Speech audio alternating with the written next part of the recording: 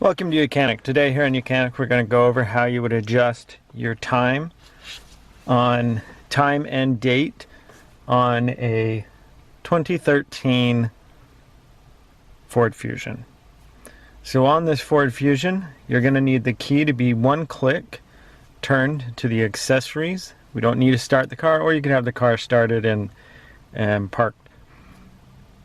But you're going to turn on the radio by hitting the power button here, and then we have a menu and we have a time button here.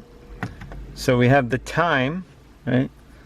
You have the time button, so that way you can set your time.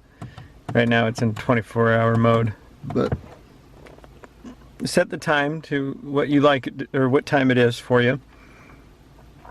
And then that's the hours. The minutes, you just scroll the arrow here and adjust the time, and then when that's all done you can just hit the time button and you can see that it changes the time.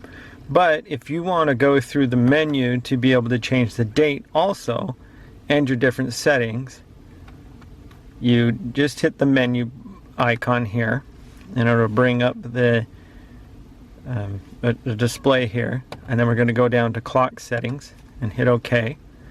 Then we can set the time, so you can set it here and hit OK, and see it'll change your time. Then you can set the date, same thing, scroll the arrows over for the date, month, and the year. And then enter and it'll change that date, and that only shows up on your initial home screen. It doesn't show up right here. And then if you want it in 24-hour mode or regular mode, you would hit that option. Okay, and then to go back we just hit the menu button and we can go back. Right, so being that's 3:06, that's going to be in the AM because it was on 24. If you want to change to be outside of the AM, you got to scroll up through here and we go past, and then we're in the PM. Then just hit OK and again it'll change your time. So that's how you adjust your time and date on your 2013 Ford Fusion. Thanks for watching YOUCANIC, where you can be the mechanic.